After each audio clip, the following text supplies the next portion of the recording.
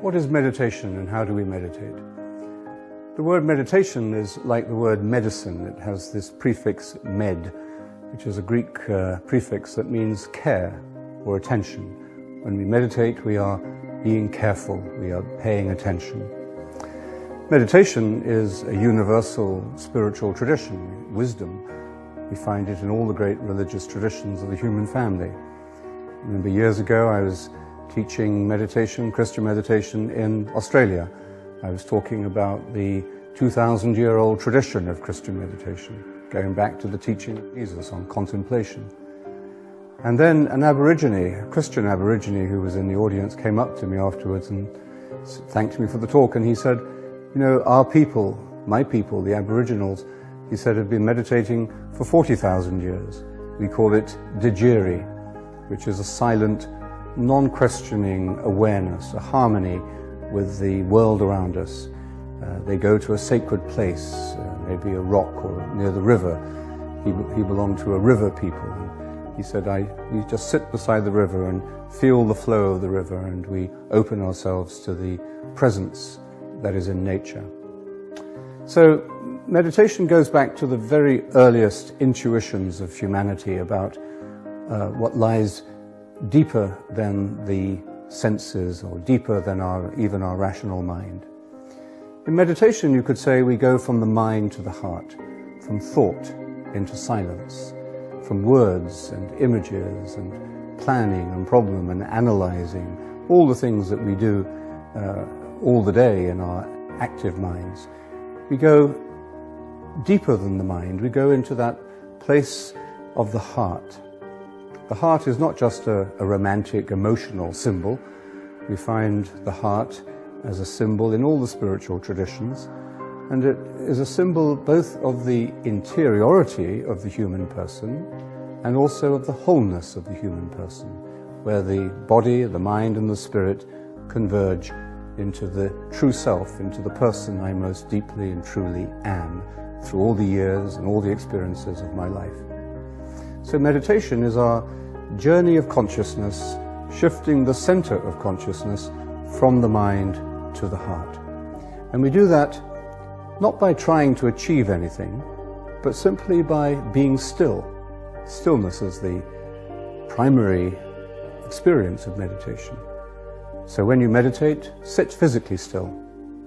The stillness of body will help to bring you to a stillness within, a stillness of mind. Then we also practice silence, because in silence we are learning to pay attention. Remember that word med, to pay attention. We're not thinking about God. We're not thinking about the meaning of life. We're not thinking about ourselves or our problems or solving our future plans. In meditation, we are not trying to have good thoughts, but we are letting go of all thoughts, moving to that deepest level where we are paying pure attention to pure being. So silence is about attention, but in order to be silent, to pay attention, it's very helpful to have a quiet place. So when you meditate, try and find a quiet time and a quiet place. And the third really important quality that we practice in meditation is simplicity. And by that I mean that we're not analyzing ourselves. We're not saying, am I happy? What don't I have? What do I need to make me happy? What are my problems? What are my daydreams? In meditation then, we let go of thoughts, words, images, and daydreams. We come into the present moment. That's the essence of all meditation. And it's only in the present moment that we can find God, the God who is, the God who reveals the mystery of God as I am. I am who I am, God said to Moses. So this is the nature of meditation, but how do we do it? How do we become silent and simple and still? And how do we let go of our worries and plans and daydreams and desires and fantasies and slip into the only place where we truly are real, which is the present moment? In the Christian tradition, there's a very simple method taught from the beginning of the Christian spiritual tradition, which has deep resonance with the same method taught in other traditions even older than Christianity. And that is to take a word, a single word, a short phrase, a sacred word, a mantra, and to repeat this word continually, gently, faithfully, attentively during the time of the meditation. The saying of the word is what focuses our consciousness. It's what stills the mind. It's what takes the attention off our busy, active and distracted minds. So you don't have to fight your distractions, just let them go. And when you do get distracted, which of course happens all the time, when you do get distracted, simply come back to the saying of your word. The next most important thing is to know what word to choose. And because you want to stay with this word all the way through the meditation and from day to day.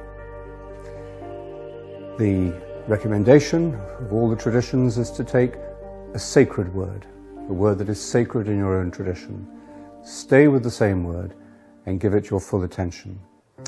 It's helpful if it is not in your own language, because that means it's easier to get out of your head and to let go of thoughts, even good thoughts. The word I would recommend is the word Maranatha. It's a beautiful prayer word, a beautiful mantra. It's in the language that Jesus spoke, Aramaic, and it means "Come Lord," but we're not thinking about the meaning of it as we say it. And St. Paul ends the first letter to the Corinthians with it, so it's a scriptural word of great sacredness. It's the oldest Christian prayer. If you choose that word, say it as 4 syllables, Ma-ra-na-tha. Listen to the word as you say it. Don't visualize it, just listen to it as you say it. As thoughts come, let them drop, let them go, and keep returning to your word. So, this is how you meditate. You sit down, you sit still, sit with your back straight so that you are alert and awake. Meditation is about being awake. Close your eyes lightly, sit relaxed, breathe normally, and then silently, in your mind and heart, begin to say your word, your mantra. The word again I would suggest is Maranatha. Ma-ra-na-tha. That's the simple way of meditation. It's very simple, not easy, but you can meditate at any point in your life. You start to meditate from where you are. You can teach a child of 6 to meditate. You could meditate on your deathbed. The important thing is to start where you are, to accept yourself where you are, and begin to deepen your spiritual journey from the place you find yourself to be. If you want to meditate seriously, to build it into your life, then meditate twice a day. Aim at this twice daily rhythm of beginning the day and ending the day with about 20 minutes of meditation on each occasion. And if you want to strengthen, to deepen, to encourage that practice, then be in touch with others who meditate. Meditate with them regularly. The community that grows out of meditation is a community of spiritual friendship. And if you'd like to contact one such community, the Christian Meditation Community, you can do so through the internet, wccm.org, or for younger meditators, thespiritualsolution.com. The community that meditation creates begins with the harmony, the peace that we find within ourselves. It's a simple way, and it's a way that leads to fullness of life.